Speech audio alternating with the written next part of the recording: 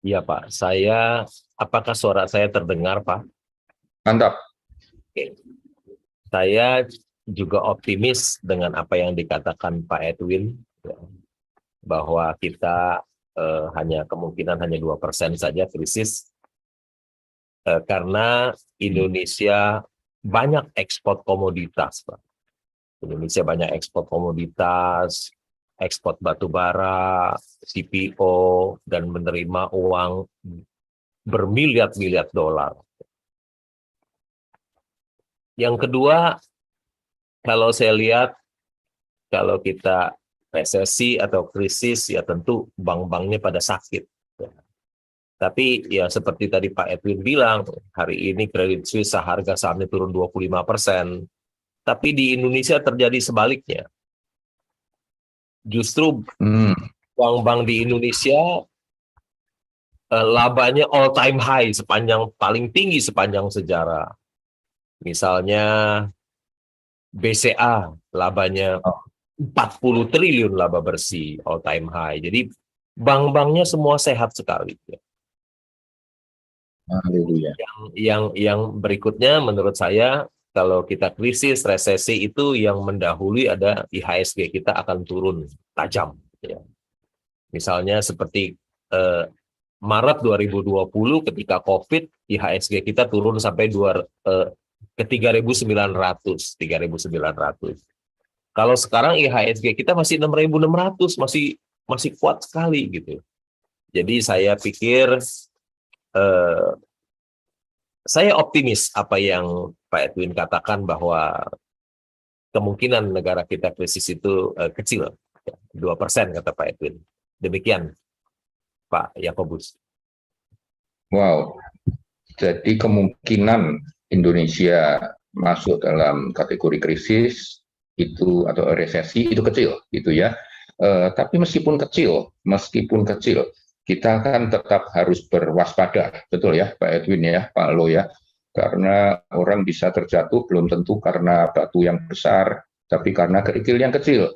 Apalagi ketika situasi aman, nyaman, lalu orang menjadi tidak berjaga-jaga, menjadi terlena, itu kerikil itu bisa menjadi sesuatu yang berbahaya.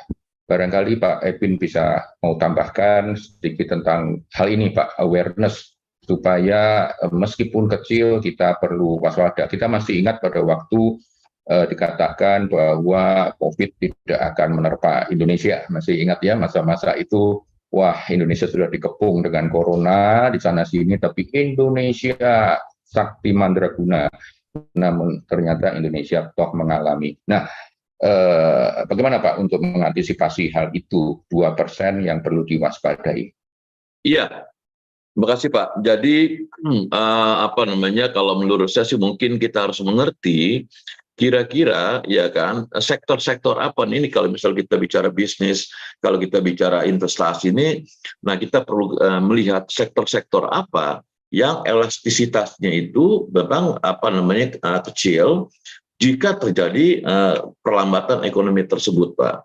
Nah ini yang mungkin juga kita perlu antisipasi, dan juga mungkin para bisnismen juga mungkin perlu antisipasi ya. Nah kalau misalnya kita ambil kembali lagi dari statistik ekonometri, Pak. Nah sektor premier itu memang korelasinya itu elastisitasnya hanya 0,51, Pak ya. Nah sementara kalau kita lihat dari sektor sekunder dan tersier itu korelasi itu 0,91 dan 0,96. Artinya kalau misalnya kita bicara bisnis, nah untuk sementara waktu kalaupun memang terjadi goncangan, masuklah ke sektor-sektor primer, Pak. Nah, sektor-sektor kalau bahasa saya di dalam di dalam market itu sektor-sektor yang defensif, misalnya makanan minuman, ya kan, mungkin juga masuk ke ke telekomunikasi, karena itu basic sekali, defensif ya, dan beberapa sektor yang memang seperti tadi Pak Lo juga katakan, yang terkait dengan sektor yang memang menyelamatkan Indonesia, kita boleh outperform ketimbang dari negara-negara lainnya, yaitu adalah sektor komoditas, Pak. Nah itu. Jadi pemilihan sektor bisnis, pemilihan sektor dalam investasi itu penting sekali in order supaya kita itu boleh dikatakan terhindar atau paling sedikit kita meminimais daripada risiko yang akan kita hadapi. Itu mungkin yang menurut saya sih penting juga. Itu pertama, Pak. Lalu kedua juga dari sisi pengusaha maupun dari sisi mungkin kita sebagai jemaat itu adalah di sisi pengusaha itu juga atau mungkin bisnismen adalah kita udah mulai perlu berhati-hati dalam capex kita dan dalam opex kita, operating expense dan capex kita, ya kan. Jangan sampai kita menghambur-hamburkan capex maupun opex yang nantinya itu mungkin tidak akan membawa dampak yang besar, Pak, bagi pertumbuhan dari perusahaan. Nah, itu juga kita mulai perlu merem atau mungkin kita perlu menghitung ulang lagi, walaupun kita di awal tahun atau di akhir tahun kemarin sudah kita rencanakan, Pak, di dalam RKP kita. Itu dari sisi bisnis maupun dari sisi pengusaha. Lalu dari sisi jemaat, ya itu adalah kita mulai bisa mengatur dalam hal ini adalah spending kita, Pak.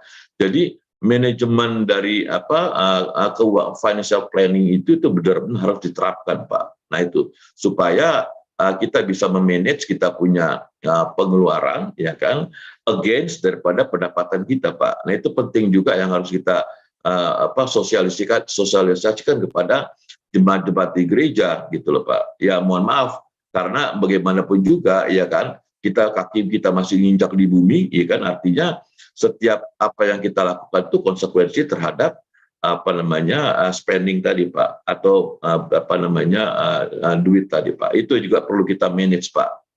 Seperti itu, Pak. Dari saya, Pak. Terima kasih, Pak. Baik, Pak Edwin.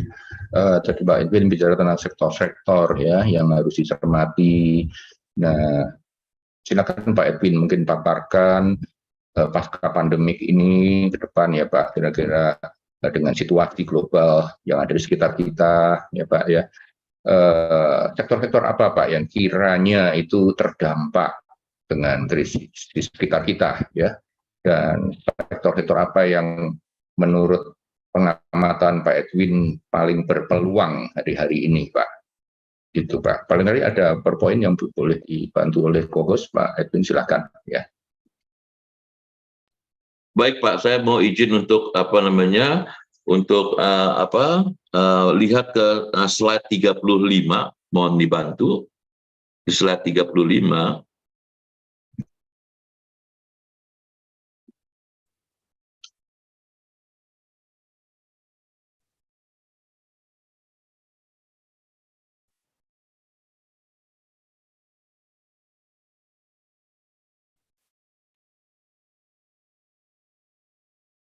Ya, ini di slide 35 ini kelihatan sekali, Pak, ya, bahwa memang yang tadi saya katakan ya, secara historis beberapa kinerja dari beberapa sektor itu dia positif, Pak.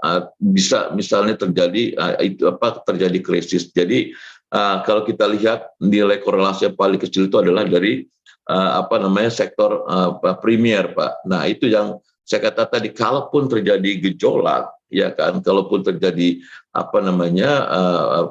masalah, ya, mungkin kita bisa fokus atau kita bisa switching ke sektor-sektor premier, ya kan. Baru kedua kita lihat ada sekunder, ya kan. Baru kita lihat itu ada dari sektor-sektor dari tertier. Nah, di dalam slide nomor 36 ya, selanjutnya ya. Nah, ini kelihatan sekali kira-kira sektor-sektor apa yang memang potensinya itu rendah sekali, ya kan. Nah, ini kita lihat dari dari potensi rendah ada kesehatan, tadi infokom, ya kan. Nah, ini termasuk sektor-sektor yang rendah. Jadi boleh dikatakan yang akan mungkin bisa masuk dalam tahap mungkin bisa bertahan. Nah, sektor-sektor yang potensinya itu tinggi terkena dampak itu adalah ya tadi, Pak, ya, mungkin adalah manufacturing, ya kan, perdagangan, karena ini kan terkait lagi dengan negara-negara lain, real estate, ya, lalu juga mungkin jasa-jasa lain itu yang termasuk juga pendidikan dan transportasi ini juga mungkin akan beresiko ya di tahun 2023 ini Pak. Nah ini pemilihan daripada kalau kita bicara businessman atau pengusaha, kita lihat adalah dari potensi dari resiko tersebut ya kan. Nah lalu juga kita lihat oleh karenanya mereka bisa fokus terhadap sektor-sektor yang mungkin bisa istilahnya defensif terhadap krisis tersebut Pak. Nah ini mungkin yang ingin saya tunjukkan dari apa yang akan kita harus lakukan di sepanjang 2023 ini Pak. Ya, jadi sektor yang berpeluang dan sektor yang paling terdampak, Pak Edwin, boleh kembali ditegaskan Pak Edwin? Ya, jadi kalau misalnya kita lihat dari resiko-resiko yang tinggi itu ya tadi ya, jadi dari sektor manufacturing ya kan, real estate ya, lalu juga termasuk sektor di sini adalah mungkin tambang ya kan. Nah itu juga mungkin kalau kita lihat dari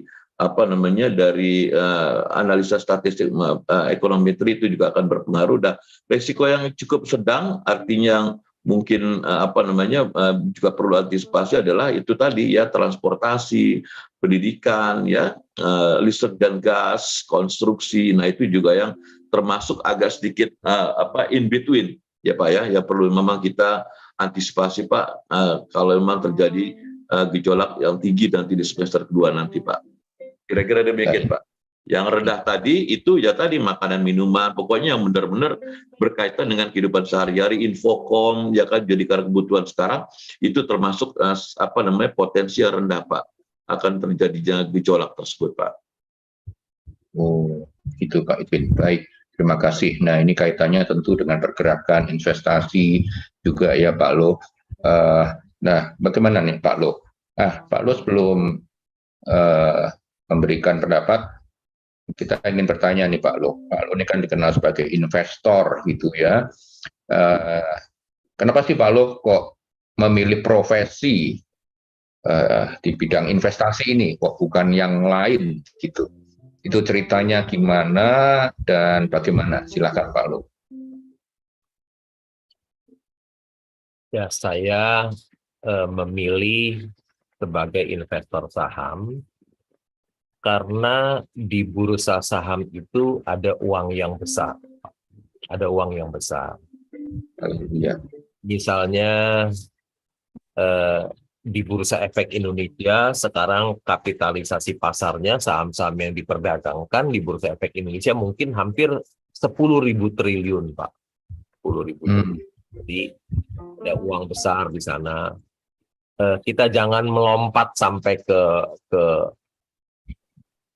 Amerika misalnya. Satu perusahaan di sana kalau tidak salah Apple pernah menyentuh harga 2 triliun dolar. 2 triliun dolar itu kalau kali 15.000 itu 30.000 triliun untuk satu perusahaan. Belum yang lain ada Microsoft, ada Google, ada Facebook dan lain-lain ya.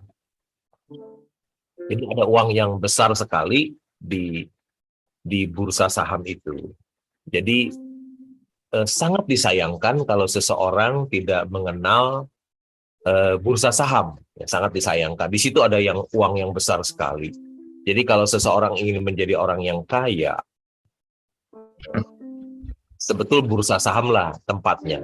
Jadi sangat disayangkan kalau seseorang tidak tahu tentang bursa saham, di situ ada uang yang bertriliun-triliun banyak sekali. Sehingga saya memilih menjadi seorang investor saham. Dan yang kedua, perusahaan publik itu menghasilkan produk dan jasa bagi hidup kita. Ya, tadi sudah disebutkan, ada dari pagi kita bangun tidur sampai malam kita tidur, kita pakai produk dan jasa dari perusahaan publik. Ya. Misalnya kita pagi bangun, kita pertama-tama kita ke toilet. Ketika kita lihat toilet mereknya Toto, oh itu produk dari perusahaan publik. Kemudian setelah dari toilet biasanya kita minum. Kalau tidak minum mungkin bisa nasi. ada Aqua yang sekarang sudah dulu perusahaan publik, sekarang sudah going private ya, ada Cleo dan lain-lain, ada. Kemudian setelah kita minum, biasanya kita mandi ya, kita pakai sabun Lux, kita sikat gigi pakai Pepsodent, kita cuci baju dengan Rinso, itu juga produk dari Unilever, dan terus sampai kita tidur ya. Misalnya rumahnya di mana? Oh, saya tinggal di Kelapa Gading, itu kita beli dari Sumarekon, dari perusahaan publik. Tinggal di mana? Di BSD. Oh, itu juga perusahaan publik. Rumah yang kita beli dari perusahaan publik. Rumahnya di mana? Di Pantai Mutiara. Oh, itu juga perusahaan publik. Yang kebetulan pemegang saham terbesar nomor 2 di Infiland itu saya. Setelah kita beres-beres, sebelum berangkat kerja, kita mungkin sementara kita sarapan pagi, kita lihat TV, kita nonton RCTI, ya. Semua kejadian di dunia ini kita nggak usah datang ke tempat, hanya dari TV saja. Ya. Yang kebetulan di MNC itu saya juga sebagai pemegang saham terbesar nomor 2 di sana. Terus kita berangkat ke kantor, kita mungkin naik mobil sejuta umat, mobil Avanza, ya, yang kita beli juga dari Astra, itu juga perusahaan publik. Kacanya dibuat di mana? Asahi Mas atau Mulia, itu juga perusahaan publik yang buat. Bannya siapa yang buat? Oh, bannya ada Gajah Tunggal di situ. Itu juga pabrik ban terbesar di Asia Tenggara yang kebetulan pemegang saham nomor 3-nya adalah saya sendiri di situ. Ya. Jadi dari pagi sehingga malam kita pakai produk dan jasa dari perusahaan publik. Yang ketiga, perusahaan publik itu menciptakan banyak lapangan pekerjaan. Contohnya Astra Internasional mungkin sudah menyerap tenaga kerja di atas lebih dari 200.000.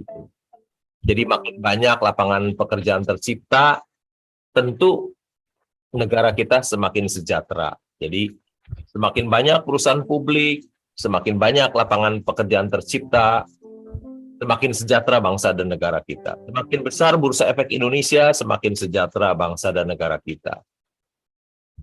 Yang berikutnya, yang terakhir adalah perusahaan publik itu pembayar pajak yang besar. Contohnya gudang garam atau perusahaan tambang batu bara itu bisa 8 triliun setahun bayar royalti itu seperti gudang garam. Jadi pajak dipakai untuk pembangunan, untuk membantu rakyat miskin dan lain-lain. Jadi saya pikir kenapa saya memilih menjadi seorang investor, karena semua itu, Pak. Demikian, Pak. Wow, iya. Yang pertama tadi, Pak, karena di sana itu ada uang yang besar, gitu ya, Pak ya. Nah, tapi masalahnya kan kalau orang mengail ikan besar, umpannya kan juga harus besar, itu, Pak. Nah, apakah itu berarti hanya seorang lokepong saja yang bisa bergerak di profesi ini, Pak?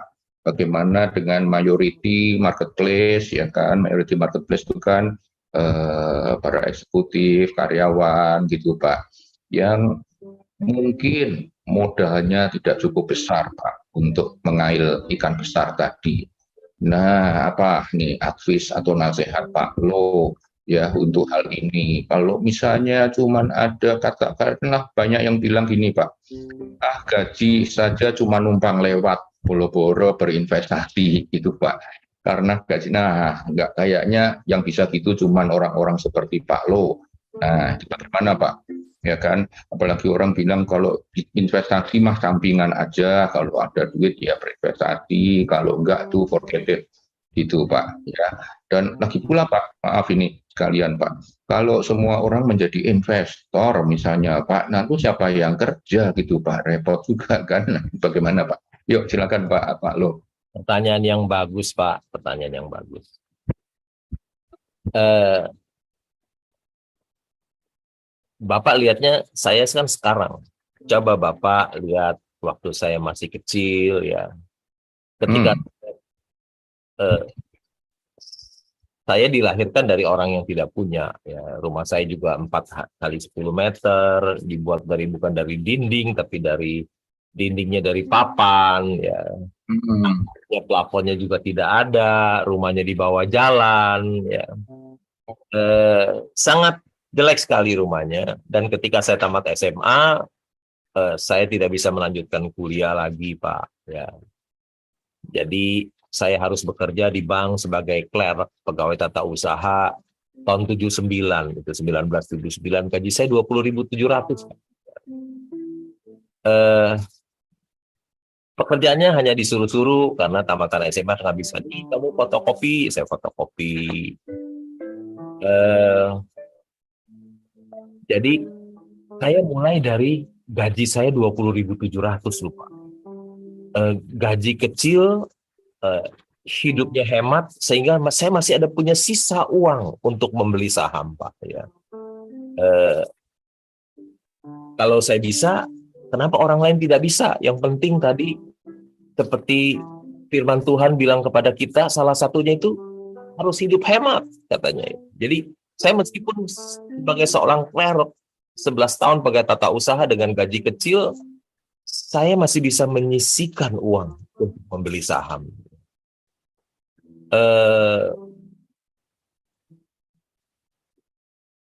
tahun loh Pak, 11 tahun jadi pegawai tata usaha ya. Jadi kalau saya bisa menjadi sekarang ini itu karena berkat Tuhan yang besar dalam hidup saya Pak. Berkat Tuhan yang ajaib dalam hidup saya. Itu mengenai mulai dari uang yang kecil. Pertanyaan kedua tadi Bapak apa, saya lupa ya. Yang mengenai mengapa saya dari uang yang kecil ya Pak. Uang yang kalau orang nggak punya gitu. Tadi saya berikutnya apa, saya lupa Pak ya. Berikutnya tadi kaitannya dengan apakah semua orang gitu ya Pak ya. Iya. Bagaimana? Ya kalau semua orang jadi investor aja gitu kayak Pak Lo, terus siapa yang kerja gitu Pak? Itu ya Pak ya, karena ada orang berpikir ini juga Pak, bahwa investasi itu hanya sampingan gitu ya. Sementara Pak Lo itu kan menjadi sesuatu yang utama gitu Pak. Oh iya betul, itu pertanyaan Pak saya Pak ya. Pak, kalau semua jadi saya, terus yang kerja siapa? Hampir pertanyaan itu hampir tidak mungkin. Yang ada adalah hampir semua orang tidak berani jadi seperti saya Pak. Jadi termasuk manusia langka ya Pak Lo ya. Kira-kira Pak. Jadi Bapak jangan khawatir, karena orang yang berani seperti saya tidak kerja, hanya jadi seorang investor saham itu hampir nggak ada yang berani. Hampir nggak ada yang berani. Saya sudah WFH 27 tahun di rumah jadi investor saham. Apakah berani nggak orang nggak kerja di rumah saja 27 tahun? Nggak berani Pak, nggak ada yang berani. Jadi profesi saya ini sangat langka, hampir tidak mungkin kalau semua orang berani jadi saya. Ya, semua nggak berani. Yang kedua, tadi Bapak katakan pekerjaan sampingan dan utama. Orang lain semua berinvestasi di saham itu hanya sampingan Pak. Kecuali saya yang utama. Saya yang utama. Kenapa buat saya utama? Karena menjadi seorang investor saham itu begitu nikmat dan orang tidak tahu ya, begitu nikmat. Ada seorang di dunia ini yang hanya berinvestasi di bursa saham mempunyai uang sampai 100 miliar dolar Pak. Ya, nikmat sekali ya. Sampai bisa memiliki uang 100 miliar dolar hanya dari berinvestasi di saham. Dan orang tersebut usianya sudah 93 tahun, masih bisa cuan besar, Pak. Ya. Mungkin kalau kita usaha lain, capek sekali. Tapi orang tua yang umur 93 tahun ini, Warren Buffett ini, usia 93 tahun lalu masih untung dari investasinya di Apple itu 1.720 triliun. Ini profesi yang betul-betul sangat nikmat sebetulnya. Harusnya jadi usaha pokok, tapi orang semua jadikan sampingan, ya, jadi sampingan. Oh, gitu ya. Oke, Pak Lo. Tapi itu nikmat sekali. Bisa cuan 1.720 triliun tanpa melakukan apa-apa, loh, Pak. Hanya dan simpan saja, tidur saja, Pak. Iya. Oh, gitu. Tapi itu semua Bapak mulai dari hal kecil dulu kan ya, Pak Lo ya, tidak langsung besar dari hal kecil. Dan itu Bapak start ketika Bapak masih istilah Bapak menjadi clerk ya waktu itu ya. Betul, Pak. Ya. Semua itu mulai dari kecil, Pak. Dari besar kan nggak punya. Saya kan orang nggak punya, Pak. Bagaimana dari besar? Nah, ini dia ya. Ini pertama tadi wisdom yang harus kita semua tangkap baik-baik ya. Semua dimulai melakukan yang terbaik yang Tuhan percayakan bagi kita sambil mulai berani berinvestasi. Itu ya Pak Lo ya, dari hal yang kecil.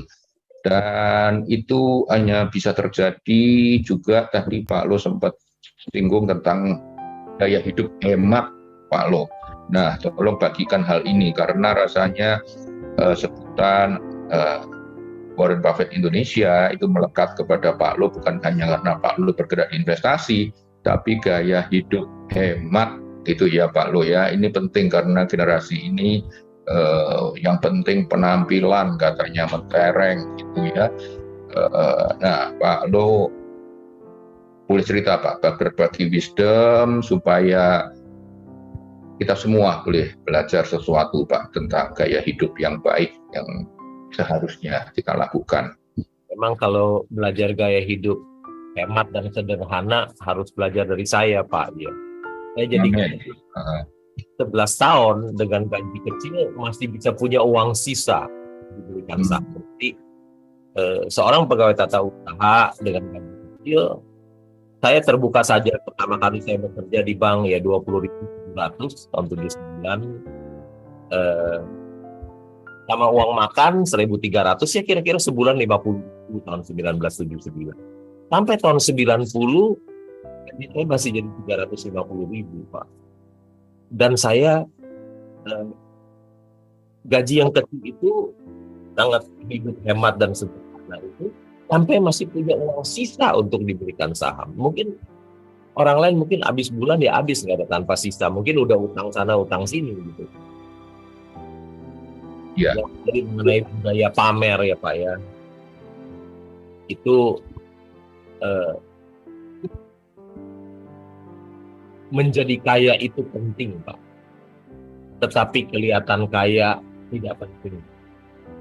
Menjadi kaya itu penting. Kelihatan kaya tidak penting. Bahkan karena ingin terlihat kaya, bisa menghabiskan uang banyak, Pak. Contohnya, kalau seseorang ya mau pamer, beli mobil, mahal-mahal, mobil. Orang itu lupa, mobil yang mahal itu depresiasi. Mulainya setiap tahun tambah berkurang. Dan akhirnya ujungnya jadi tua. Berapa banyak uang dia yang dihabiskan karena membeli mobil. Coba kalau uang dia itu jangan dibelikan mobil, tapi dibelikan saham, terus dia meningkat terus seperti harga saham BCA ketika go public. Ini bukan rekomendasi membeli, ya. Tapi ini cuma contoh kasus saja. BCA itu 23 tahun yang lalu go public hanya 1.400. Dia sudah split 1 jadi 2 jadi 4 jadi 8 jadi. Kalau sekarang harga sahamnya 8.000 lebih itu jadi 350.000. 350.000 dari 1.400 selama 23 tahun itu kenaikannya kira-kira mungkin 24.000% ya, sekitar segitu saya hitung cepat saja. Kalau dia 23 tahun yang lalu dia beli saham BCA, naik 24.000%. Tapi ketika dia beli mobil, 23 tahun kemudian mobil mewah, mungkin jadi besi tua, nggak ada nilainya lagi sekarang. Oh, gitu ya. Selain dia rugi, kedua, beli mobil mahal juga, beli mobil mahal, dalam soal investasi ruginya besar. Tapi dalam gaya hidup pamer itu juga bahaya, Pak. Kenapa? Satu, membuat orang lain jadi iri, Pak. Membuat orang lain jadi iri kepada hidup. Yang kedua, bahaya juga di jalan. Kalau orang tahu, pikir, waduh mobilnya mewah ini pasti orang kaya, bisa dirampok, Pak. Bahaya juga untuk dirinya sendiri. Jadi kira-kira begitu, Pak. Terima kasih Pak Lo.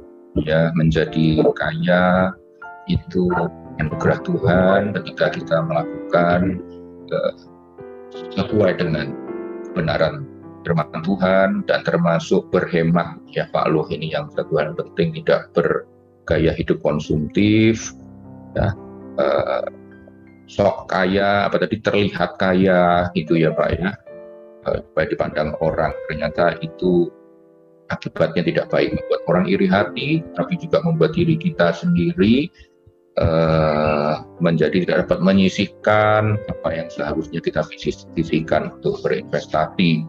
Itu ya Pak Lo ya. Jadi memang ada bedanya ya Pak ya antara hemat atau irit dengan pelit, itu ya Pak Lo.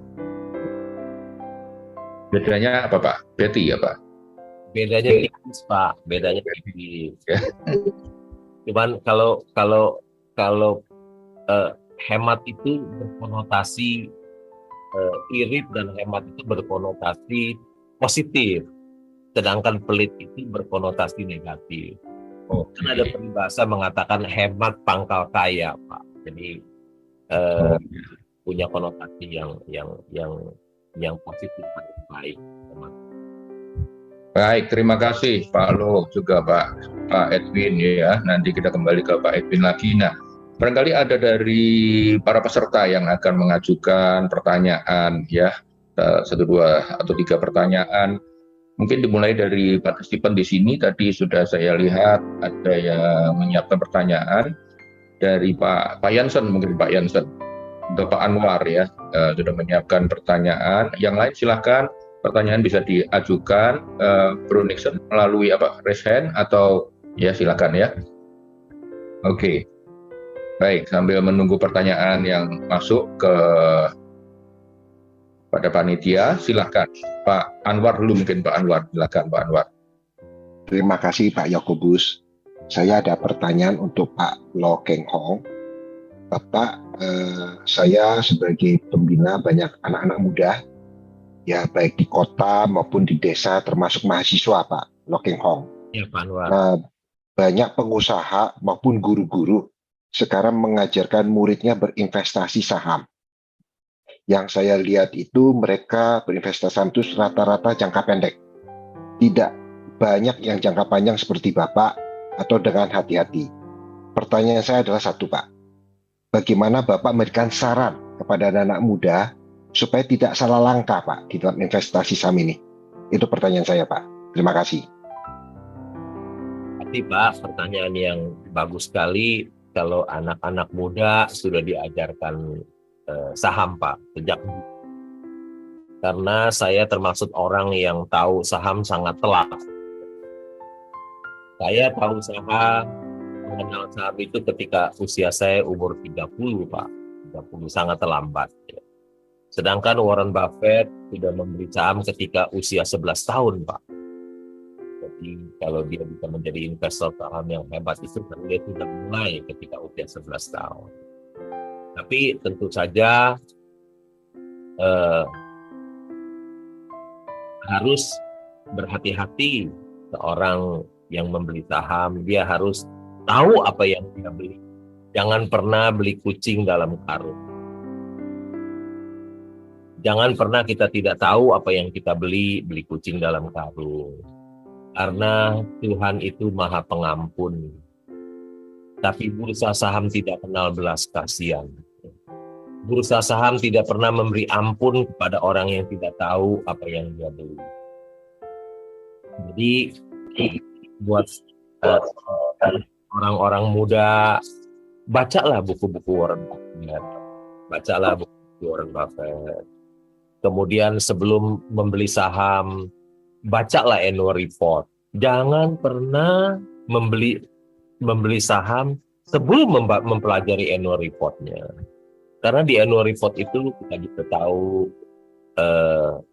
manajemennya siapa, direksi dan komisaris siapa, pemilik perusahaan, pemegang saham mayoritasnya siapa, apakah mereka orang yang jujur dan berintegritas, atau mereka bukan orang jujur yang suka mengambil uang perusahaan.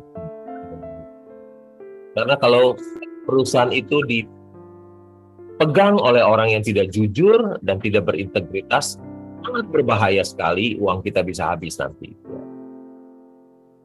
Yang berikutnya kita lihat juga bidang usahanya apa sih? Karena ada sektor usaha yang baik, ada sektor usaha yang jelek, tadi sudah dipaparkan oleh Pak Edwin. Ada usaha yang bagus, ada yang usaha yang jelek. Bagi saya, usaha yang bagus itu ada 3. Ada consumer good, barang-barang konsumsi, tapi saya tidak pernah beli. Meskipun saya tahu ini usahanya bagus, saya tidak pernah beli. Karena valuasinya tidak murah, ya, valuasinya mahal. Yang kedua, sektor usaha yang kedua adalah perbankan. Ya, tadi saya sudah sebutkan, bukan rekomendasi membeli, tapi ini contoh kasus. Karena BCA labanya sampai 40 triliun. Perusahaan mana sih yang bisa laba 40 triliun? Ya. Saya punya saham bank, tapi bukan BCA. Saham-saham bank yang asetnya kira-kira 200 sampai 300 triliun, yang price to book-nya hanya 0,5, 0,6, dan 0,7. Yang murah-murah sekali, masih terdiskon. Labanya besar, labanya 3 triliun lebih, tapi harga sahamnya masih di bawah nilai buku. Yang ketiga, saya paling suka sekali dengan komoditas. Kelapa sawit yang saya beli karena valuasinya murah, kebunan kelapa sawit. Ada juga tambang batu bara, ya, tambang batu bara. Banyak yang saya miliki, itu usaha yang bagus. Kemudian dari annual report itu kita bisa membaca laporan keuangannya, berapa penjualannya, berapa labanya, berapa laba per sahamnya, berapa price earning ratio-nya, berapa modalnya, berapa hutangnya, hutang dolarnya berapa uang kas yang dimiliki, bagaimana dengan piutang dan inventory-nya, apakah itu banyak yang macet, yang bodong inventory-nya. Jadi kita tahu semuanya, berapa nilai buku per sahamnya, berapa price to book-nya, semua kita tahu, baru kita membeli. Kita sedang melakukan investasi, ya. Tapi kita tidak tahu semua kondisi keuangannya, kita membeli, kita sedang berspekulasi. Kira-kira demikian. Jadi anak-anak muda, jangan pernah membeli saham sebelum membaca annual report. Demikian Pak Anwar. Ya, makasih Pak Luhut. Pak Edwin mungkin mau tambahkan? Ya, jadi yang bertanya selanjutnya, tolong Om Cem ya, silakan. Ya, Pak Edwin silakan. Ya, saya setuju sekali dengan Pak Lo, ya, karena memang ada unlimited, ya, source of fund di market, ya, dan ini sudah terbukti sekali, ya. Karena apa yang saya sedang kerjakan saat ini itu memang benar-benar kita berhubungan langsung dengan para investor global, ya. Jadi tempo hari, ya, berapa kali lah saya ketemu dengan investor-investor besar. Mereka punya kelolaan tuh hampir 1 triliun US dollar, ya. Tempo hari ke Jepang, ketemu dengan investor institusi 965 miliar US dollar, ya. Jadi memang benar-benar unlimited sumber dana yang sangat-sangat tidak terbatas, ya, bukan hanya di Indonesia tetapi di global market. Jadi memang untuk in the future memang masyarakat kita akan berpindah dari masyarakat yang mungkin banking society menuju market yang masyarakat yang investment society, Pak. Itu yang mungkin juga perlu juga diantisipasi oleh generasi muda, Pak. Sehingga memang tadi benar sekali Pak Lu katakan ya, itu bisa dijadikan juga kalau memang serius ya, menjadi salah satu boleh dikatakan untuk mencari ya, untuk menghidupi untuk kehidupan kedepannya, Pak. Jadi itu setuju sekali dengan Pak Lu ya, karena saya lihat ini satu hal yang tidak banyak dipunyai orang, tetapi dipunyai Pak Lu itu adalah kesabaran. Itu benar-benar yang istilahnya hal yang sangat premium sekali, hal yang sangat langka sekali ditemui oleh seseorang investor adalah kesabaran. Nah, itu yang saya lihat dari Pak Lu, itu benar sekali, itu memang salah satu kunci juga menjadi seorang investor berhasil adalah kesabaran. Karena ketika saya juga bicara dengan beberapa investor institusi yang memang punya kelolaannya besar sekali, mereka selalu mengatakan kita nggak peduli dengan perkuartalan, kita hanya peduli 5 dan 10 tahun mendatang itu bagaimana corporate action apa yang kalian lakukan ya kan, lalu juga langkah apa yang akan kalian lakukan untuk menciptakan creation value tersebut. Pak, itu kira-kira Pak. Jadi kita mendapat ya tentang transisi masa kita juga menjadi investment society ya. Nah, jadi tadi gambaran di depan bahwa kalau Tuhan izinkan Indonesia berpeluang emas ke depan ini, baik 98% dijauhkan dari resesi, itu menjadi suatu opportunity, kesempatan, bukan hanya untuk bekerja keras, tapi mulai belajar berinvestasi. Ya, tidak semua orang terpanggil berprofesi sebagai investor seperti Pak Lu, tetapi setiap orang harus belajar berinvestasi. Setuju ya Pak Lu ya, Pak Edwin ya? Tidak semua orang menjadi investor, tetapi setiap orang harus belajar berinvestasi. Dan berinvestasi itu bukan berspekulasi atau bermain judi, tetapi oleh Pak Lu tadi dijelaskan mana ladang yang subur, itu dipelajari, annual report-nya, jurnalnya, betul ya Pak Lu ya. Jadi berinvestasi itu bukan berjudi dan bukan Pak istilahnya seperti cari wangsit, gocap cipcup, bukan begitu ya, tetapi semua dipelajari dengan penuh kesabaran. Dan ketika kita menabur suatu tempat yang memang sudah kita doakan, kita pelajari, tunggu dengan kesabaran dan tinggal tidur karena Tuhan memberkati orang yang dikasihinya pada waktu tidur. Haleluya. Puji Tuhan. Nah, baik. Pertanyaan yang lain silakan tolong dibantu dari co-host. Siapa yang akan bertanya silakan raise hand dan buka kamera. Co-host yang tunjuk silakan. Ya, baik Bapak Ibu. Nanti yang ingin bertanya, saya berharap Bapak Ibu bisa on cam.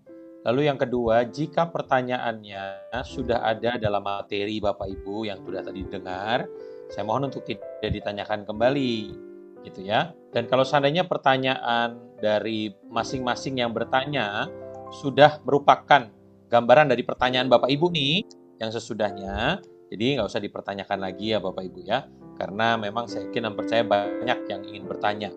Oke, dari yang pertama kali untuk resen Pak Yohanes, tapi tidak on cam. Jadi jangan, yang on cam saja deh. Jangan on cam ya. Oke. Baik, Pak Hendra, saya tidak melihat wajahnya. Saya mungkin Pak Hendra silakan. Oke, Pak Hendra silakan. Ya, selamat malam. Ya, singkat ya Pak. Singkat ya Pak. Ya, malam Pak Lokehong. Ini saya mau tanya ke Pak Lokehong. Saya udah sering dengar beliau untuk zooming atau di YouTube. Gini Pak Lokehong, kemarin kan saya sempat lihat YouTube-nya Pak Lokehong bahwa tahun 98 kita tahu itu tahun krisis ya. Dan Pak Lokehong ngedeklar bahwa asetnya turun sehingga dia tinggal memiliki asetnya tinggal 15%. Nah, ketika market turun itulah saatnya kita untuk beli gitu kan. Nah, pertanyaannya, kira-kira kita harus punya uang cash atau komposisi antara uang cash dengan saham berapa banyak ya Pak Lokehong, sehingga ketika kita pasar turun kita bisa beli sahamnya gitu. Karena kalau misalnya kan kebanyakan kalau kita market lagi crash ya, kita juga udah nggak punya duit gitu.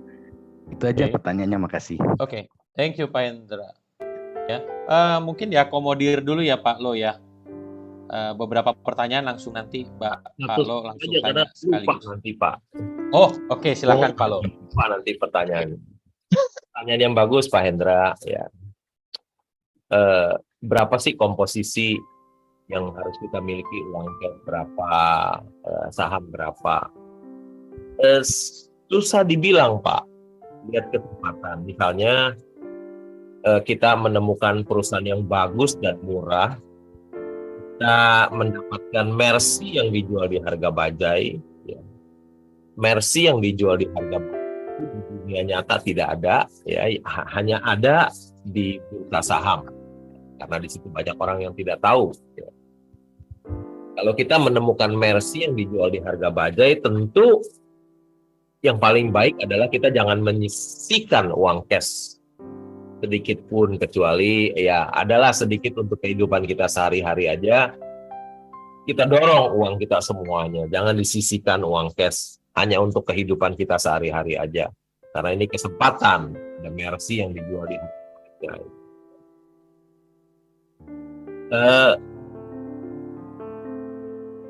Misalnya seperti sekarang, tahun lalu market bagus, ada 2 saham saya yang terjual. Yang satu punya harga saham Penin, saya pemegang saham terbesar 2 di Penin, harga sahamnya naik 170 ke 775 dan saya keluar semuanya. Dan saya memiliki uang cash yang banyak. Ya. Yang kedua, tiba-tiba saya punya coal mining contractor, Petrosi. Saya punya 15% di situ, diakuisisi. Dan saya ikut tender offer dan saya terima uang yang banyak juga. Jadi, ketika sedang memasuki uang krisis sekarang ini, saya juga nggak bisa atur uang saya harus berapa persen. Ya, sampai sekarang kalau dia krisis datang, saham-saham hancur, wah saya sangat happy sekali. Karena di tangan saya ada uang cash yang banyak sekali, karena habis jual saham tahun lalu. Belum ketemu Mercy yang dijual di harga bajai, jadi masih uang cash itu masih ada di tangan, sangat besar sekali. Ya. Jadi memang susah diatur berapa persen gitu, tergantung kesempatan. Kalau ada kesempatan yang bagus ya dorong semua. Misalnya sekarang tiba-tiba ada saham yang Mercy yang dijual harga bajai jatuh sekali, perusahaan bagus, kita dorong semuanya. Ada tidain buat hidup aja, 100 juta buat hidup cukup, dorong semua nggak apa-apa. Jadi begitu kira-kira Pak Hendra. Ya. Jadi untuk mengatur uang berapa persen. Baik, jadi Pak Lo ada satu prinsip bahwa cari peluang Mercy yang harga bajai, itu ya Pak ya. Pak. Kalau harga Mercy, ya kalau ada duitnya sih silakan sih, dan memang itu Mercy berprospek ke depan kali ya Pak Lo ya. Tapi jangan sembarangan membeli ya Pak, karena memang sebenarnya itu prinsip Alkitabiah ya Pak, bahwa kita perlu menabur di tempat yang membutuhkan untuk supaya bisa berkembang lebih lagi, kan itu prinsipnya sebetulnya ya Pak. Jadi bukan karena kita mengejar profit untuk diri kita, tapi sebetulnya ada prinsip kebenaran balik itu, di mana kita membantu kepada yang lemah untuk kemudian menjadi kuat, dan akhirnya berkat juga sampai kepada kita.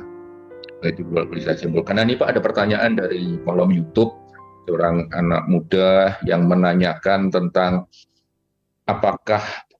bagaimana Bapak menyikapi, apakah Bapak pernah mengalami Pak, sekali sudah cermat melakukan semuanya, beli Mercy harga bajai, tapi pernahkah mengalami pengalaman buruk Pak? Buruknya itu mungkin benar-benar buruk sampai kalau orang biasa sudah kapok gitu untuk berinvestasi. Bagaimana Pak Lo bangkit dari itu? Ya Pak, tentu perjalanan saya di bursa saham selama 34 tahun ya tentu banyak kegagalan-kegagalan saya, kerugian yang saya alami. Contohnya, pertama kali saya beli saham aja 34 tahun yang lalu, saya beli saham IPO, Gajah Surya Multifinance. Strategi saya 34 tahun yang lalu adalah beli saat IPO, listing jual. Begitu saya beli saham Gajah Surya Multifinance, begitu listing turun saya jual dan saya sudah rugi. Kedua kali pun demikian, saya beli saham IPO Astragrafia. Strateginya sama, beli IPO, listing jual. Begitu dia listing, harga saham turun, jual, rugi lagi Pak. Ya. Kemudian tahun 90, 92, ada tight money policy dari JB Sumber. Uang ketat, sehingga semua saham hancur. Dan saya juga mengalami kehancuran. Jadi, uang saya hilang separuh, ya ada potensi loss 50%, begitu Pak. Jadi, banyak sekali kegagalan-kegagalan saya yang dapatkan. Tadi juga Pak Hendra sudah sebutkan, uang saya tahun 98 ketika ada krisis ekonomi, krisis politik di Indonesia yang begitu dahsyat, uang saya tinggal 15%. Tapi ketika kita mengalami kerugian, sampai sekarang pun saya masih ada perusahaan yang satu yang mengalami kerugian juga. Tapi tidak apa-apalah kalau ada beli saham 10, yang satu rugi, yang 9 untung, nggak apa-apa. Ya. Biasa saja karena Warren Buffett pun juga tahun lalu juga mengalami kerugian cukup banyak, 22 miliar dolar kira-kira. Biasalah. Baik. Paling penting ketika kita gagal, kegagalan itu bisa jadi tempat kita belajar ya. Ketika kita gagal, kita jadi tambah pinter, tambah hati-hati di dalam memilih saham. Seperti itu. Jadi kalau kita membeli saham, kita salah membeli saham, kita jadi tambah pinter. Tapi kalau kita benar beli saham, kita tambah kaya. Jadi kalau salah memilih saham, kita tambah pinter. Kalau kita benar memilih saham, sahamnya naik, kita tambah kaya. Kira-kira gitu. Wah, baik Pak. Ya, jadi kegagalan itu memang guru terbaik ya Pak ya. Dan yang penting kita terus bangkit, sekalipun kita gagal. Namun kegagalan itu hanya keberhasilan yang tertunda. Nah, ada banyak pertanyaan yang raise hand, banyak sekali. Rasanya kita bisa sampai pagi kalau satu persatu. Pak Jansen, gimana Pak Jansen? Dari Taman Safari ada yang mau disampaikan ini sebelum kita kasih satu kesempatan lagi untuk penanya mungkin karena waktu Pak Jansen. Baik, Pak Lo Keng Hong, shalom. Ya, shalom Pak Jansen.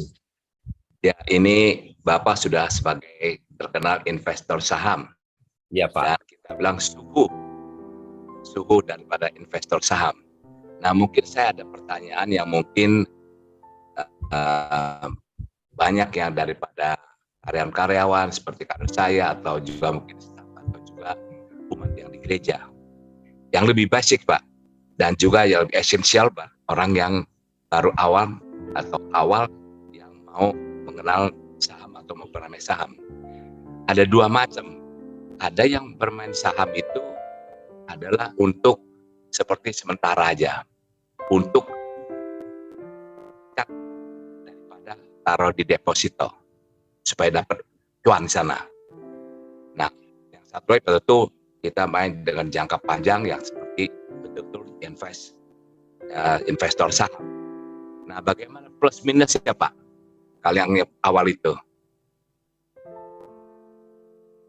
Misalkan taruhan sementara untuk menyaingkan apakah benar supaya ini lebih tinggi daripada invest dan taruh uang di deposito gitu. Ya Pak, kalau kita berinvestasi jangka pendek, tentu saja kalau jangka pendek hasilnya pun tidak berapa besar ya Pak. Tapi kalau kita simpan panjang tentu hasilnya lebih besar. Saya kan tadi bilang saya membeli Mercy, hanya membeli Mercy yang dijual di harga bajai. Mercy yang dijual di harga bajai itu di dunia nyata tidak ada, adanya hanya di bursa saham. Tadi Pak Yakobus bilang kalau Mercy dijual harga Mercy, saya nggak mau beli. Ya, bocuan itu artinya nggak bisa cuan. Jadi saya hanya membeli Mercy yang dijual di harga bajai. Jadi buat saya bisa cuan besar dan resikonya rendah buat saya. Ya, buat saya resikonya rendah, hanya bisa cuan nggak bisa rugi. Tentu Pak Jansen ketika saya membeli Mercy yang dijual di harga bajai itu, untuk kembali ke Mercy perlu waktu Pak. Perlu waktu untuk menunggu, perlu kesabaran untuk menunggu, ya, perlu kesabaran dan perlu waktu. Tadi sudah disebutkan oleh Edwin tentang kesabaran. Kesabaran itu memang ilmu tingkat tinggi, Pak Edwin. Ya. Belajarnya setiap hari, ujiannya sering mendadak. Tapi investor saham yang lulus, dia akan memperoleh cuan yang besar. Kesabaran juga sangat penting dalam kehidupan kita sehari-hari. Orang yang dapat sabar menahan amarah, dia akan terhindar dari banyaknya penyesalan. Kira-kira begitu Pak Jansen, kalau kita membeli dalam jangka pendek, mungkin untungnya juga tidak maksimal.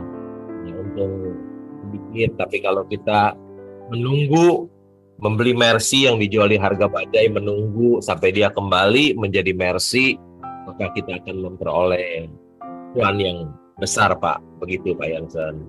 Apakah bisa simpulkan barangkali kalau mainnya dengan jangkanya pendek, yaitu mungkin ya sebaiknya lebih enak berhemat dulu, punya uang banyak, baru bermain begitu Pak?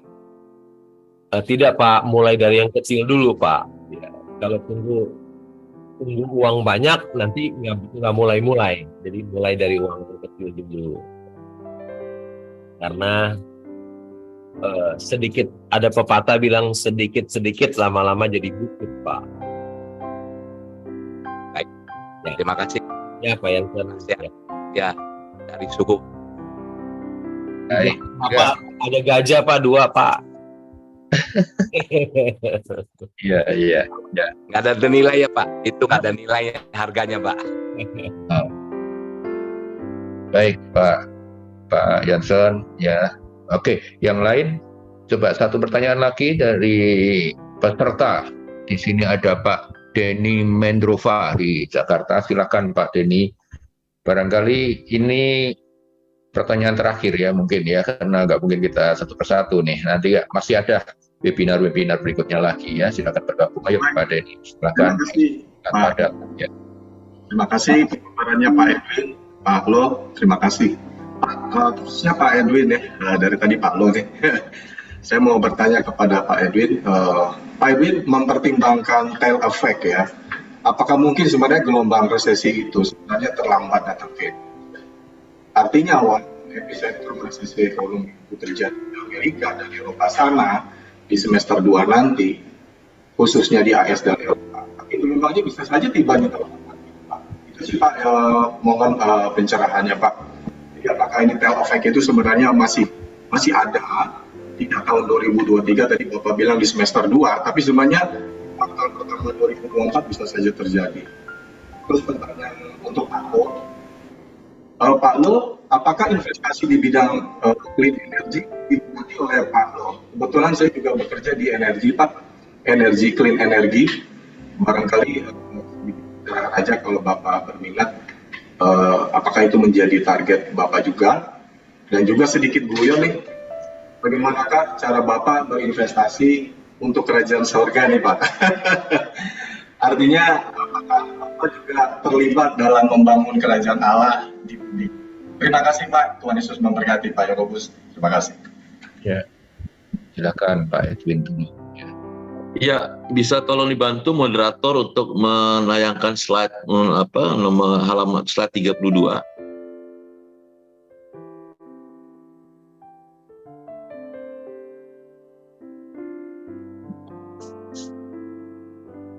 Ya, Baik, jadi ini untuk menjawab tadi pertanyaan Pak ya, kenapa Indonesia itu boleh dikatakan hanya probability peluang resesinya hanya sekitar 2%. Ya, ini kelihatan dari menggunakan Markov switching dynamic models ya, dengan memasukkan bahwa Amerika itu akan memasuki resesi ya. Nah, kenapa Indonesia tidak akan masuk resesi Pak? Ya karena kalau kita lihat itu tadi saya katakan bahwa memang boleh dikatakan ada 40 juta minimal ya yang mendukung bahwa ada permintaan domestik yang sangat kuat sekali Pak ya. Ini hipotesisnya ya.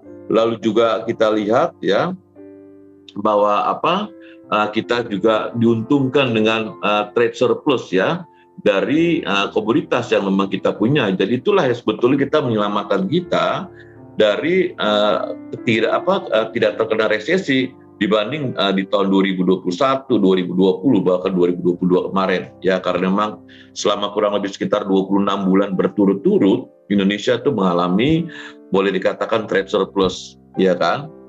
Jadi lalu juga ketiga ini basic discuss karena pasar finansial yang saya katakan tadi itu kita tuh agak terexclude ya, artinya kita tuh tidak banyak memberikan pendanaan bagi bank-bank di luar negeri dan sebaliknya kita tidak juga banyak mendapatkan pendanaan dari luar negeri. Nah, dari tiga hal tersebut ya, apalagi kita akan mengalami pemilu, artinya nanti konsumsi masyarakat akan makin meningkat. Nah, berdasarkan 4 faktor tersebut ya kan, dan kita masukin ke dalam model, nah kelihatan sekali Pak ya. Jadi probabilitas ya itu di di kolom kemungkinan AS resesi kita masukin itu bahwa memang kita kecil kemungkinan untuk masuk ke dalam jurang resesi Pak. Jadi kita coba untuk sedikit quote unquote berilmiah Pak ya. Jadi nggak hanya berdasarkan wangsit, berdasarkan katanya, coba kita coba untuk masukkan ke dalam modeling ya, ternyata memang less likely lah, kecil kemungkinan kita akan masuk resesi, tetapi tetap kita harus waspada. Nah itu mungkin message yang harus kita perhatikan, karena yang terpenting tadi adalah bagi bisnismen maupun bagi investor adalah pemilihan sektor, pemilihan bidang usaha itu ya yang memang akan bisa menyelamatkan kalau nanti kita terjadi global recession itu di semester kedua nanti Pak. Itu mungkin jawaban saya Pak. Terima kasih Pak. Ya, sekarang Pak tadi ya. Pak, ya silakan Pak. Tadi Pak Denny mengatakan investasi di kerajaan surga itu investasi yang terbaik Pak Denny, karena dia investasi kita yang bersifat kekal. Kalau kita berinvestasi di bursa saham itu hanya investasi yang sementara saja. Kemudian mengenai ESG, kebetulan saya banyak bermain di berinvestasi di tambang batu bara. Ya. Tentu tambang batu bara itu tidak ESG ya. Tetapi saya punya saham perbankan, mungkin perbankan ESG ya Pak. Kemudian saya juga punya perkebunan kelapa sawit, salah satu perkebunan kelapa sawit saya yang punya ESG yang diakui oleh dunia, luar biasa. Pak Denny mungkin bisa cari tahu perusahaan kelapa sawit yang sudah go public yang ESG-nya terbaik di dunia. Dan saya juga jadi pemegang saham itu ya nomor 3 kali ya. Kemudian ada satu gedung dari Intiland ya. Yang saya sebagai terdaftar di sana sebagai pemegang saham terbesar nomor 2, gedungnya itu namanya Shop Quarter di TBC Matupang. Ya, ada Coca-Cola di sana, ada bank di sana berkantor, mungkin ada Grab atau apa gitu. Gedung perkantoran namanya Shop Quarter di TBC Matupang itu gedung yang ESG. ESG-nya juga terbaik di dunia. Jadi saya berinvestasi di tempat yang tidak ESG maupun yang tempat yang ESG. Demikian Pak Demi. Baik, ya terima kasih Pak Edwin, Pak Lo untuk jawaban-jawaban atas pertanyaan. Wah, masih banyak sekali yang resen di ruang Zoom maupun di YouTube. Kita bisa sampai pagi nih kalau dilanjutin semua ya. Jadi mohon maaf kalau tidak bisa semua terlayani untuk menjawab pertanyaan. Mungkin ada satu yang sederhana pertanyaan ini Pak Edwin ataupun Pak Lo boleh jawab. Apakah investasi itu bisa dilakukan Pak, bukan hanya pada tempat-tempat company yang go public, ya bagaimana dengan perusahaan-perusahaan yang mungkin itu berpotensi Pak Lo, Pak Edwin ya, tetapi memang belum go public, ya bagaimana Pak Edwin, Pak Lo, punya saran untuk itu?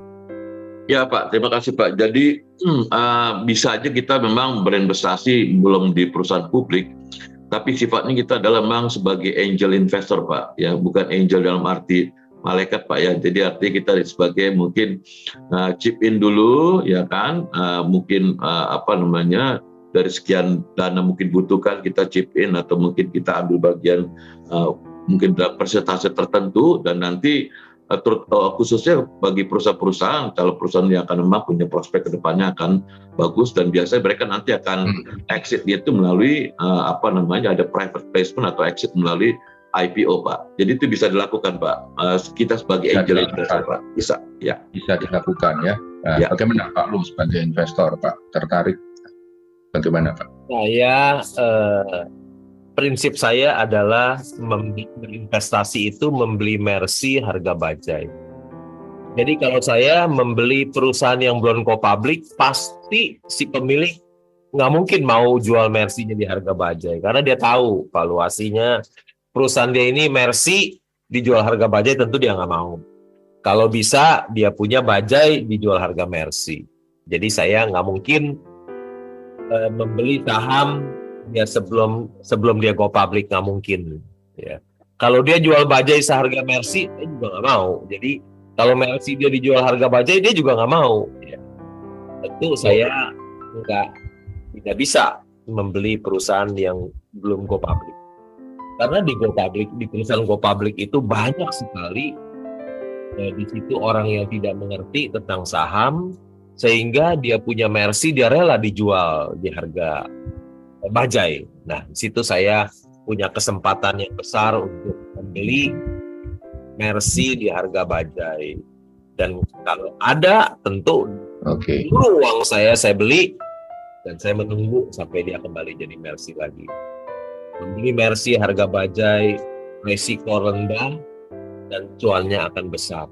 Demikian Pak.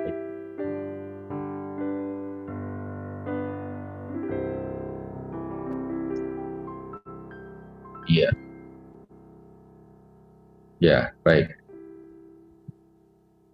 Iya, makasih Pak Lo, Pak Edwin. Jadi apa tidak memungkinkan ya Pak Lo ya, perusahaan yang belum go public namun berprospek gitu Pak Lo, berprospek. Tidak mungkin. Pak Lo, si pemilik tidak mau jual dia punya Mercy di harga bajai, jadi tidak mungkin. Tidak. Yang ada yang dijual harga bajai hanya perusahaan yang sudah go public, ya Pak. Si pemilik tentu tidak akan mau. Tidak akan mau ya.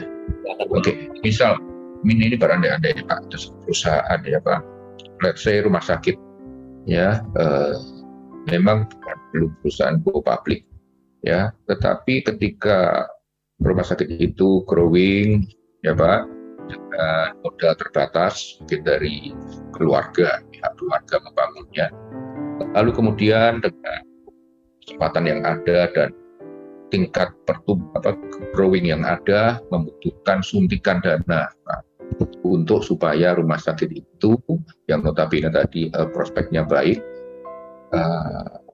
memerlukan suntikan investasi. Nah, bagaimana Pak Lo melihat hal itu? saya tidak terbiasa melakukan hal itu, Pak. Ya, jadi Tidak saya terbiasa ya. biasa untuk menyuntik satu perusahaan yang memerlukan dana. Saya tidak mau, Pak. Ya, saya biasanya memang satu perusahaan yang wonderful company yang sudah cuannya sudah berlimpah-limpah baru saya mau memiliki. Jadi misalnya saya punya tambang batu bara, saham di tambang batu bara yang cuannya bertriliun-triliun, punya bank yang cuannya bertriliun-triliun, baru saya mau masuk beli di harga murah. Kalau suruh nyuntik lagi perusahaan sakit mesti nyuntik, saya nggak mau, Pak. Saya hanya beli wonderful company. Gimana Pak Edwin? Menurut Pak Edwin gimana Pak Edwin? Udah nggak dibilang sama saya, itu buat orang lain aja, Pak, bukan buat saya. Oke, ya. Gimana Pak Edwin? Pak Edwin kan juga bergerak di sekuritas ya, cukup belasan tahun. Gimana Pak Edwin? Iya, ini memang beda bini aja Pak, secara pandang sih Pak ya, gitu loh Pak. Beda cara pandang, baik. Iya, karena memang kalau kita mengikuti prinsip Pak Lo ini, memang ketika dia udah listing itu semua memang kelihatan atau transparan, clear, transparan. Jadi bisa kelihatan semua lah Pak. Kira-kira dia dalam keadaan sehat, gimana tentang histori dan segala macam. Tapi kalau untuk perusahaan belum IPO itu memang masih belum kelihatan Pak. Itu mungkin yang jadi pembedanya sih Pak. Kira-kira demikian Pak. Baik, terima kasih Pak ya. Jadi ini ada beda cara pandang, namun biarlah kita merenungkannya ya, minta hikmat daripada Tuhan. Baik, Pak Lo, Pak Edwin, mungkin singkat sepersekian menit untuk closing statement. Pak Lo dulu untuk wisdom berbagi bagi khususnya generasi muda, Pak Lo, di hari ini. Generasi muda, berinvestasi saham itu begitu nikmat dan mengasihkan.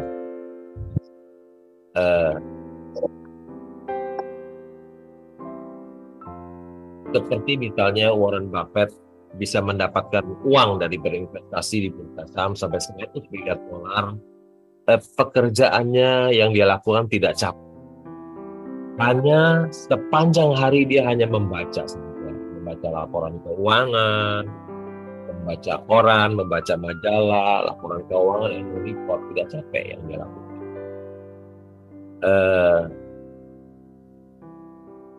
Begitu nikmat, tetapi tentu harus disertai, kita harus tahu apa yang kita beli. Ya, jangan membeli kucing dalam karung. Karena kalau kita membeli kucing dalam karung, kita membeli hanya dengar tukang pom-pom, dengar influencer, nanti kita akan yang besar. Demikian Pak. Baik, makasih Pak. Jadi Pak Lo mengencourage generasi ini yang tadi Pak Edwin sebutkan, balik pada go to investment society, mulai belajar yang namanya berinvestasi ya. Dan masih merupakan blue ocean ya, Pak Lo, Pak Edwin ya, berinvestasi bahkan di tingkat global.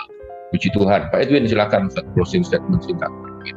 Ya, jadi kalau kita lihat Indonesia memang tidak akan masuk ke dalam resesi, tetapi perlambatan ekonomi yang terpenting adalah pemilihan sektor, ya kan. Lalu terkait dengan investasi, berinvestasilah sejak dini, ya kan. Tetapi bukan berarti di saat sekarang itu tidak bisa dilakukan, karena berinvestasi itu bisa di dalam situasi kapanpun, ya kan. Lalu ketiga, ya kan, mulailah berinvestasi dari yang kecil-kecil aja, ya kan. Karena kalau kita tidak mulai dari yang kecil-kecil, ya kita tidak akan pernah berinvestasi. Keempat, yang perlu kita lihat itu yang saya ambil juga dari Palu adalah kesabaran. Itu adalah memang benar-benar yang yang susah kita dapatkan dari seorang investor tersebut, dan memang harus horizon jangka panjang Pak. Itu pengalaman saya ketika kita bertemu dengan investor institusi ya. Itu mungkin Pak kira-kira sedikit dari saya Pak. Terima kasih. Baik, terima kasih Pak Edwin, terima kasih Pak Lo. Sungguh banyak hal berharga kita dapatkan dari Bapak berdua dan juga para partisipan semuanya yang telah berpartisipasi sampai dengan jam ini. Nah, baiklah, kita akan masih ada serial webinar 2 kali di depan sana, Rabu bersambung ya, kemarin dari sisi spiritual rohaninya Rabu lalu, hari ini kita melihat gambaran resesi atau dampak atas Indonesia, peluang dan juga tantangan yang ada, lalu juga encouragement tentang investasi. Jangan lupakan, selain kerja keras, juga berpikirlah untuk berinvestasi. Gitu ya, Pak Edwin, Pak Lo ya. Terima kasih. Nah, baik, saya kembalikan kepada MC kita, Bro Nixon Siregar, untuk informasi lebih lanjut. Haleluya. Baik, terima kasih Pak Yakobus, Pak Edwin, Pak Lo Keng Hong yang sudah memaparkan hal-hal yang luar biasa. Yang masih semangat, berikan tepuk tangan dulu pada malam hari ini. Ya, luar biasa ya.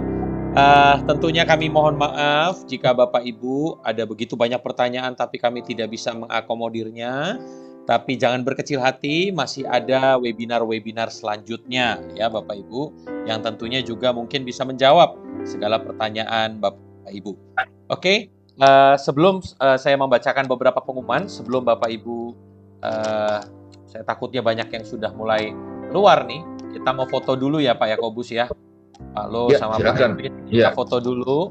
Ya, Minta give your heart. bantuan, Ya, rekan berikan saya. tanda hati. Ya, berikan tanda hatimu, kan? Tanda terima kasih, tanda engkau menyukai dari webinar kita pada malam hari ini. Ya, baik. Bisa dikasih tanda hati. Keluarin tanda hatinya gimana, Pak? Ya, boleh Pak. Ya, Begini aja Pak ya. ya, Terima boleh kasih gitu. ya. Terima kasih Oke. Pak Lo. Luar biasa ya. Baik, tunggu Oke. sebentar Bapak Ibu, tetap tahan. Karena Bapak Ibu nggak pernah tahu ada di jendela manakah Bapak Ibu. Tapi pastikan senyum Bapak Ibu terus semeringah. Karena ini ada banyak sekali partisipan kita pada malam hari ini. Berikan tepuk tangan dulu dong Bapak Ibu. Wow, luar biasa. Gimana Bro Abraham? Sudah? Wah, belum katanya. Tunggu. Satu kali lagi katanya ya. Hatinya keburu copot. Hatinya Ya, keburu ayo, copot ya. Oke, yuk. Sudah ya? Baik. Ya. Oke Bapak Ibu, Baik, saya sudah. dengan cepat saja saya akan membacakan beberapa pengumuman untuk kedepannya. Jadi Bapak Ibu, ini adalah serial webinar. Jadi ini adalah seri yang kedua. Minggu lalu seri yang pertama. Kalau Bapak Ibu mungkin ingin mendengarnya lagi, Bapak Ibu nanti bisa langsung masuk ke YouTube channel kita, namanya More Revival. Di situ Bapak Ibu bisa menonton seri yang pertama dan seri yang kedua. Nah, selanjutnya pengumuman berikutnya adalah, boleh dibantu pengumuman yang kedua. Next. Ya, terima kasih tentunya untuk Bapak Dr. Rubin Ade Abraham, Pak Lo Keng Hong, Bapak Dr. Edwin Sebayang SE/MBA, dan Bapak Insinyur Yakobus S. Wibowo yang sudah memberkati setiap kita. Mari berikan tepuk tangan buat mereka, Bapak Ibu. Ya Tuhan. Selanjutnya, nah, minggu depan Bapak Ibu jangan sampai ketinggalan, karena minggu depan kita juga akan masuk dalam next webinar, tentunya Rise Up and Be Victorious, dengan narasumber kita Pak Sony Waplau, gitu ya, Pak Tony Adikarjo, Pak Bernardito Vega, ya. Minggu depan, Rabu